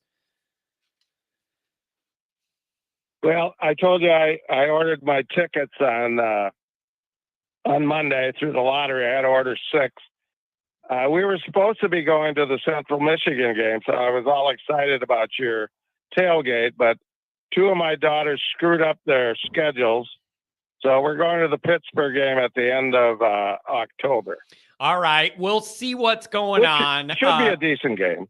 Yeah, we'll see what's going on. And I still offer to you, anytime you're in the Chicago area, those suburbs, visiting family, let me know. If it's easier for us to meet up and have lunch or something somewhere there than South Bend, we could do that too. Just let me know when you're in my area. I want to meet you.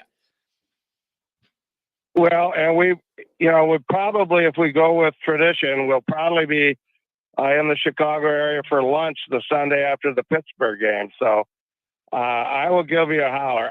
Actually, I'm trying to figure out some way to get to that Central Michigan game. But Well, listen, we'll hey, see what happens. You know, I don't stress your schedule out on my account, but everybody would want to meet you, and there will be other opportunities, but that's the one I know for sure. But that Sunday thing after the game when you're back in the Chicago area, that could be an opportunity too.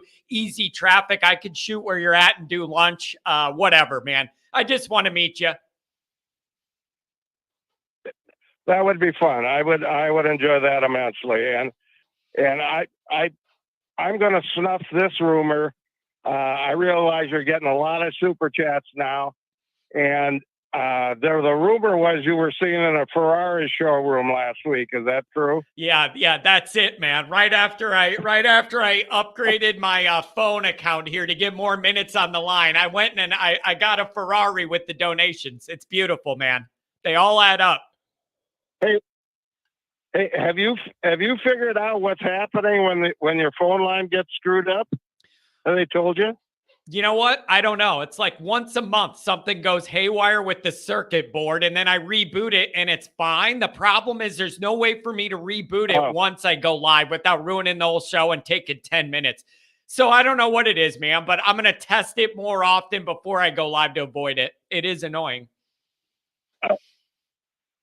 All right. Well, I'm going to watch that Monday show. I'm probably going to miss Fridays. I'll be on the road back to Montana. So beautiful. Well, hey, you have a good one. You too. Thanks for touching base, John. I'll be traveling next week. I'll be down to Florida, meet the new nephew, John Kennedy, little John Kennedy. I'm going to Florida, meet the new nephew for the first time. So that'll be good. And it'll give me a little break.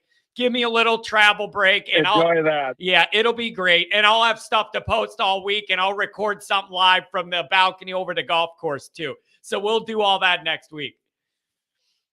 Okay, sounds great. Beautiful. Take care, John. Love what you do. Thank you. Good swinging at him. Oh yeah. Bye-bye. Good hearing from you. I'm telling you, man, this is good stuff. Now, I want to bring this up. This 707, I got you next. You've been waiting a long time. Here's the important thing about what we just went through, the little adventure we just went through. Both Patrick and Andrew are in the chat saying, I love that. That was fun. No hard feelings. This was beautiful. Like, whatever. I want everybody to know, like, that's how this should go. That's how this should go. And everybody loves Notre Dame here. And we just might have different angles how we're going to get there. Look at Pat. He's saying he was making his daughter breakfast during that multitasking. Oh my God. 707. What do you make of what's going on today? Hey, yeah, I'm glad you had the doctor come on before me. I didn't want to have to follow that. Yeah, man. It was but you never know what you're gonna get. Now, I didn't even know I could have two guys on at the same time. I'm glad I figured it out. I enjoyed the hell out of that. Well, I tell you, Patrick was definitely hyped up. You know, he wasn't letting Andrew talk too much, but I will say this: I agree with Patrick about 75%, and I always disagree with Andrew Gilmore. I'm guessing that was, and yep. I agree with him about 25% of the time, and especially when you're talking about. He's picking on Joe Rudolph already because he said they get nothing but 3-star offensive linemen this year. Well, Patrick was right. Last year was a phenomenal year, probably the best they've ever had in offensive line recruiting. And they're going to be getting a good year of watching Blake Fisher and Joe all, play the game and see how it needs to be played at the top end. So I think these kids coming in are going to get a good, valuable lesson just watching them this year. And not only that, but the offensive line recruits for this year, there's 3 4-stars. They have 13 4-star and above. Cam Williams is a 5-star. And then they have 6 guys that are 3-stars. So there's 3 offensive linemen that are 4-star that they recruit so far this year for 2024. And they kicked ass in 2023. So, I just see that as, a win on Patrick's end. Yeah. In some of it, I don't know. It's a changing game and some of the priorities change. And my opinion is I don't want to sacrifice one or the other. I don't want to have to prioritize either the be great on the front end or be great on the back end. I need a little of both. I need you to hold up on both ends. Give me some pressure, hold up against the run up front on defense, and have these long, fast, rangy, athletic guys on the back end so we don't give. I don't want to have to pick one or the other. But I do agree, like, logically for me, it's hard for me not to be like, it all starts up front. Like you need to, like, you could have, I need a big body in there clogging up the running lanes, pushing the pocket, ruining a running lane. And I need dudes on the edge getting after it. So, like, it all starts and ends there for me. But I'm not going to act like worrying about Notre Dame's secondary also hasn't been a thing my whole life. It has been.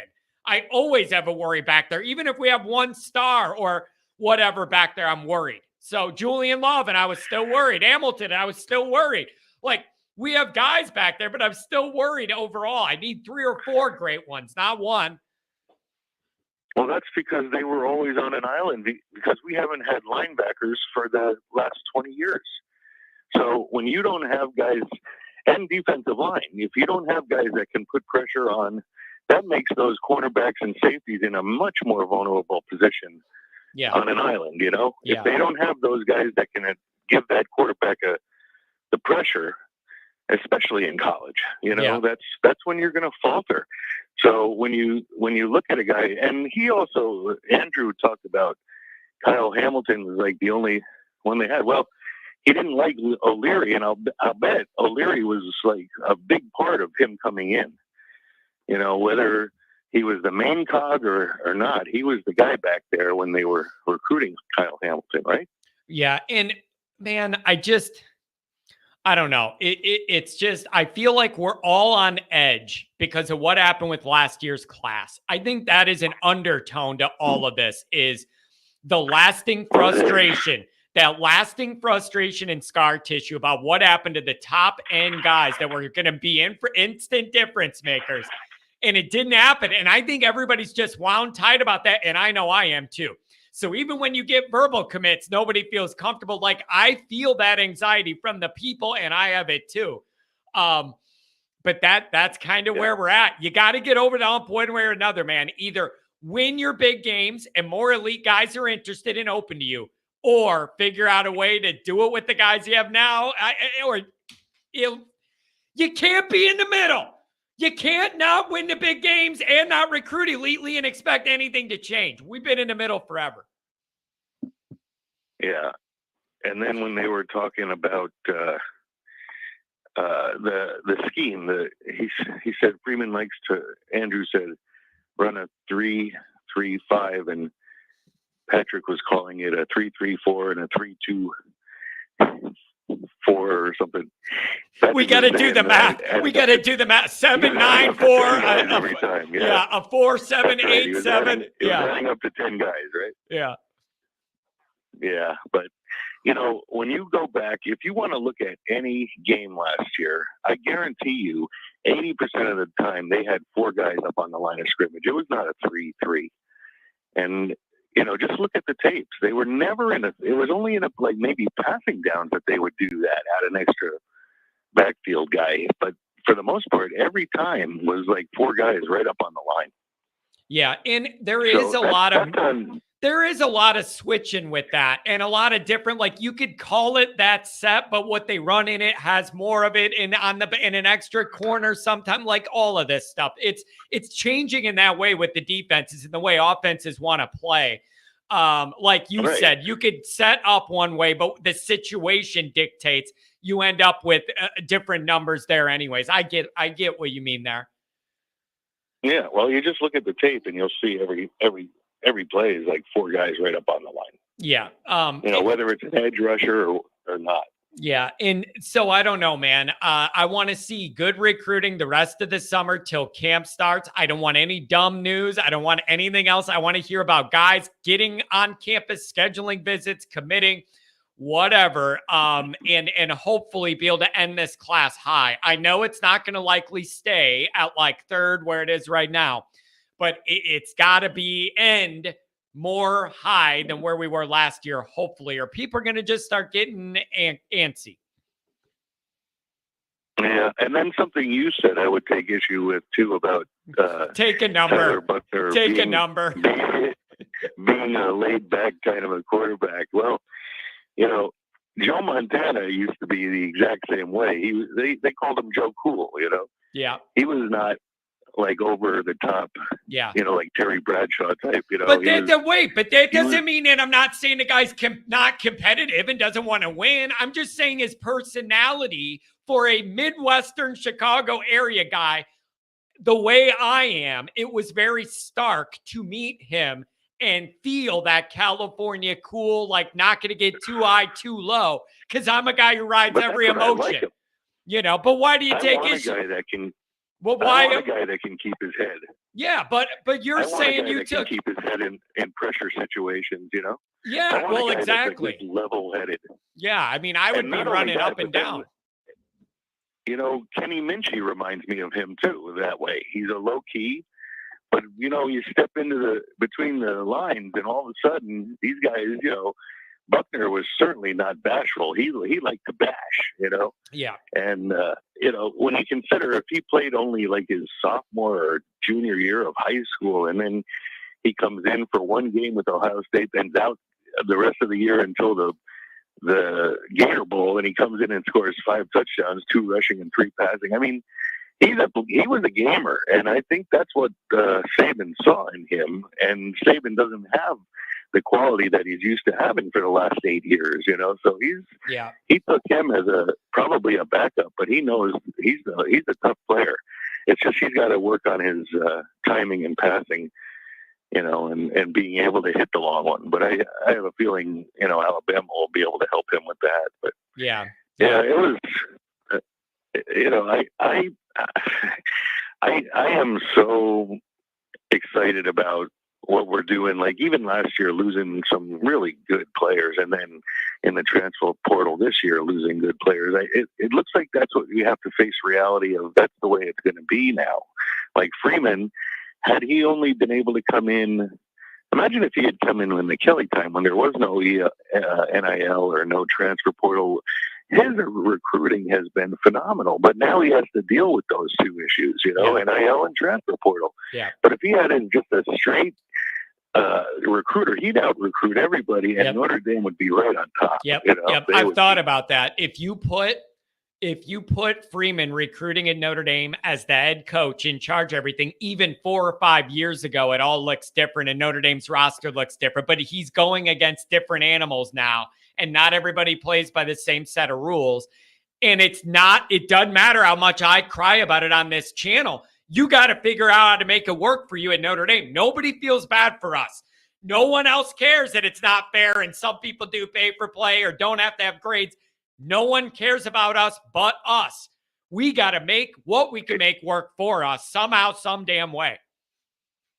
Yeah, and when you're getting these very good recruits already coming in that are helping to recruit. And I'm thinking defensive line, like I think Justin Scott is I think he's going to come to Notre Dame just because of what everyone thinks and talking to him and how he feels about Notre Dame. The guy that Andrew was pointing out, Elijah Rushing, he got so flustered, I think, from Patrick that he said, well, Notre Dame's not going to get him. Well, I listened to Tom Loy, and he thinks that Notre Dame's like right in the mix to get Rushing. So if you have Bryce Young and Justin Scott and Elijah Rushing coming in as this year's defensive line, you know what that does?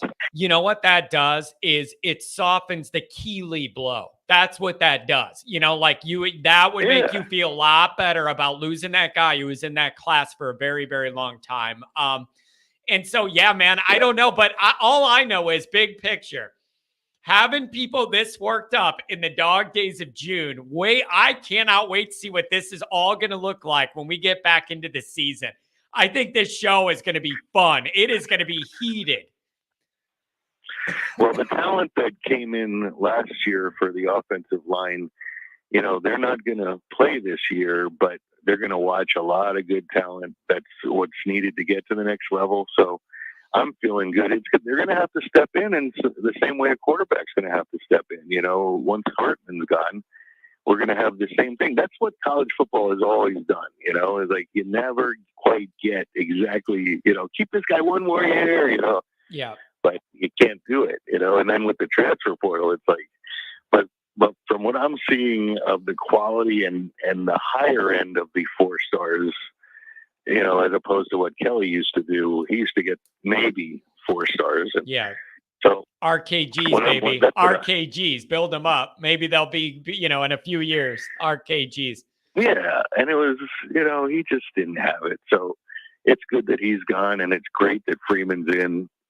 Freeman's showing us he's got the right coaches coming in. I think Joe Rudolph is going to be very good.